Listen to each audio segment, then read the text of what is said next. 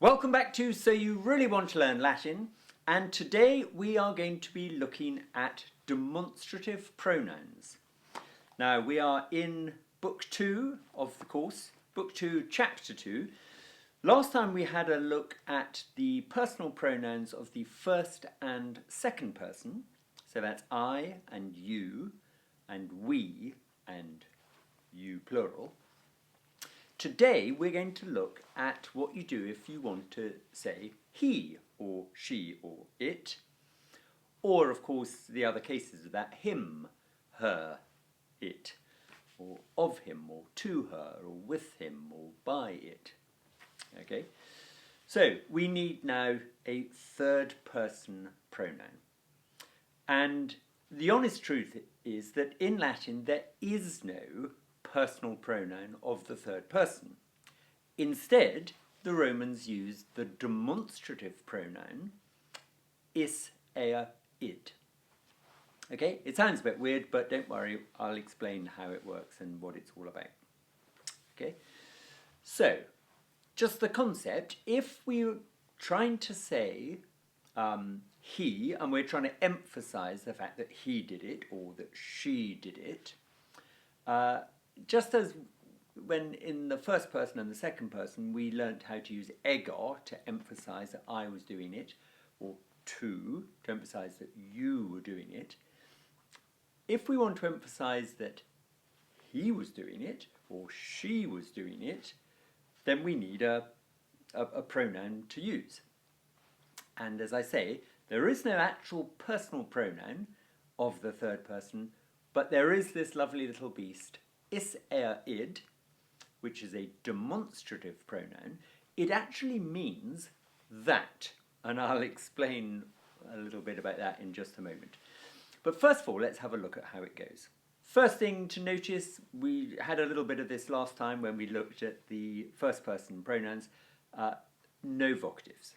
Okay, so we're just going to learn that when we do this pronoun and a number that are similar to it, we just don't use a vocative, and therefore when I run through it there are only 5 cases. Okay, I'm skipping the vocative because no vocative is ever used. Okay, and it goes is, ea, id, eum, eam, id, eius, eius, eius, ei, ei, ei, eo, ea, eo. Okay, that's in the singular, and in the plural, ei, ei, ea, eus, eas, ea, eorum, earum, eorum, eis, eis, eis, eis, eis, eis. Now, you'll notice there are a few alternative forms in the plural.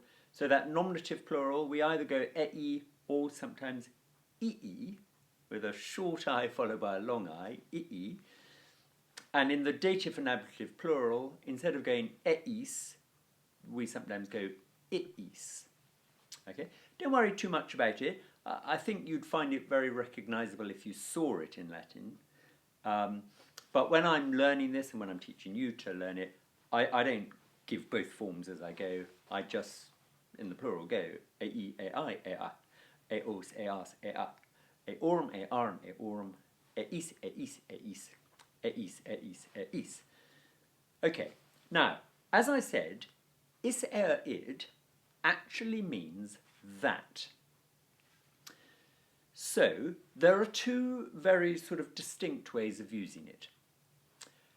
If it is used in agreement with a noun, then it means that in the singular or those in the plural.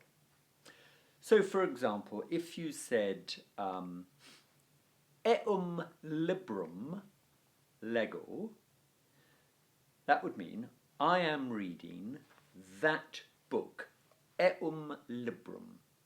Okay, eum, accusative masculine singular, agreeing with librum, which is accusative masculine singular, so it means that book.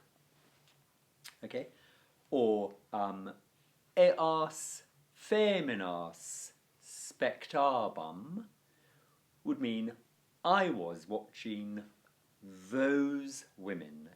Eas feminas accusative feminine plural, both eas and feminas, so they're the object.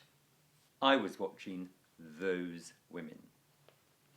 Okay, so when is id is used in agreement with a noun, it means that or those. But when it is used on its own, okay, not in agreement with the noun, then it means he, she, or it, or him, her, or it, or they, or them. So you might have rex, eos, spectabat. Okay, now, subject rex, spectabat, he was watching, the king was watching, and then floating on its own, eos, accusative masculine plural, not agreeing with the noun. There is no noun for it to agree with, so it means them. The king was watching them. What it actually means is the king was watching those men, because those masculine plural accusative people who I can't be bothered to actually write, I'm just understanding that by saying eos, I'm saying those masculine accusative plural people. Or you might have Regina eam amabat. Regina, the subject, the queen, the verb amabat, was loving, the queen was loving, and then eam, all on its own, accusative, feminine, singular, so it means her.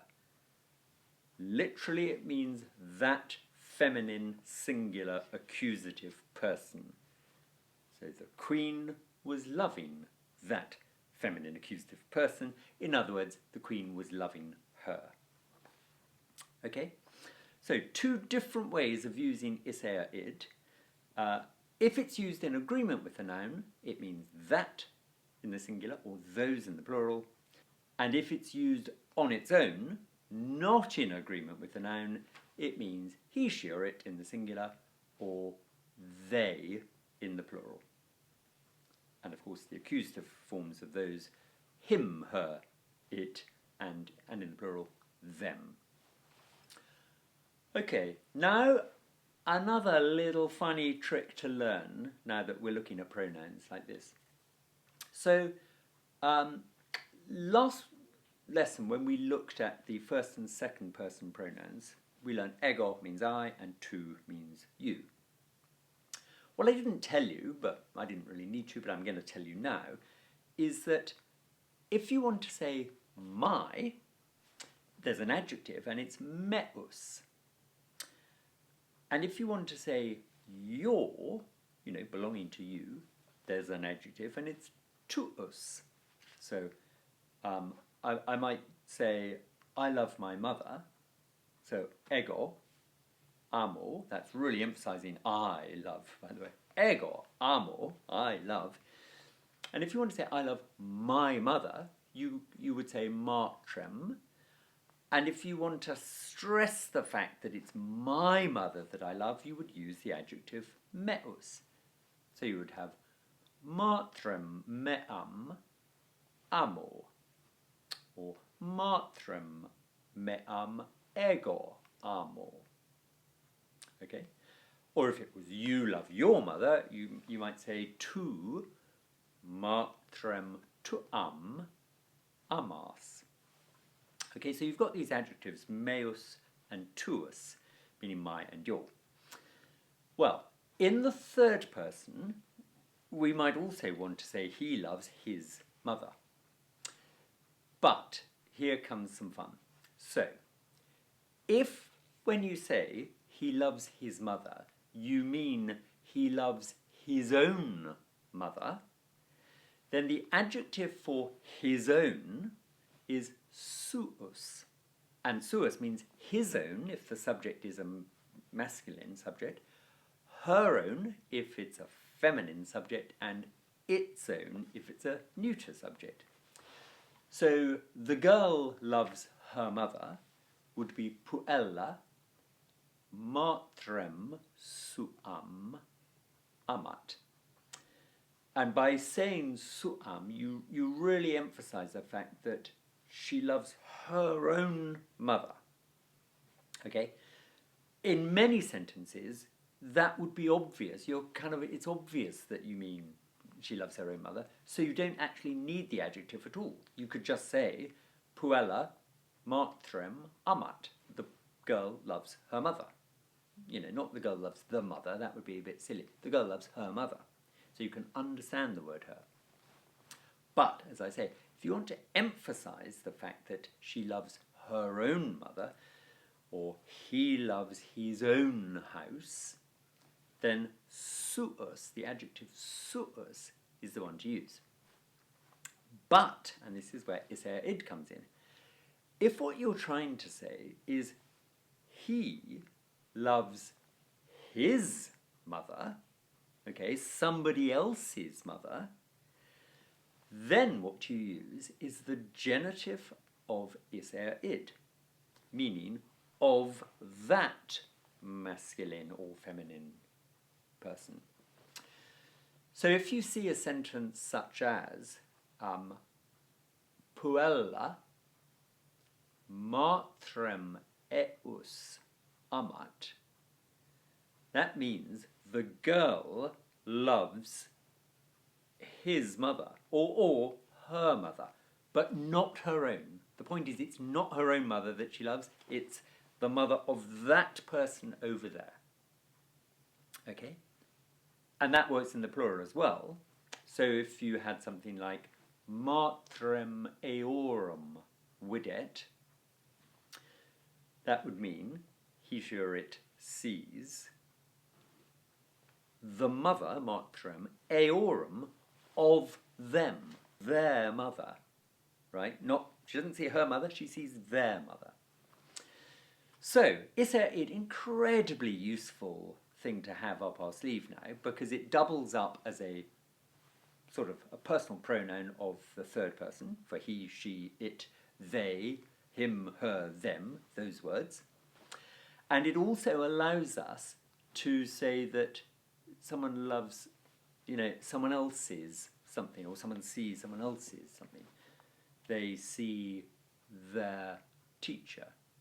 Now, they see their teacher. You might expect it means they see their own teacher. But in Latin, you can distinguish, which we can't in English, actually, by using eus, or eorum, you can say that they see their teacher. Not their own, but those people's teacher. Okay? Right, so all you've got to do now to handle this wonderful little creature is learn it off by heart. Okay?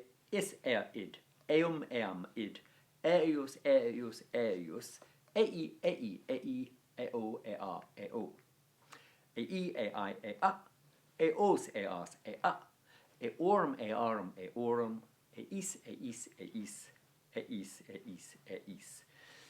Okay, and my beloved old teacher Theo Zinn, very fussy about the pronunciation of that genitive singular, eius.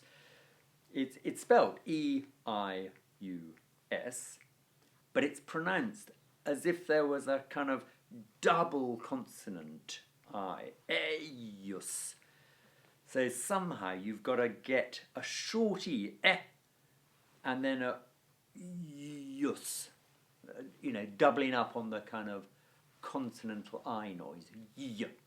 Right, that'll do for now. There's some pretty good practice at all of that stuff on page 17 of the book. We're romping through this stuff now, so by the time you've done the exercises on page 15 and page 17, you've pretty much nailed the way pronouns work in Latin, not too shabby at this stage. So, hope it's all going well. Let me know. If not, drop me a message in the comments box below. But see you next time.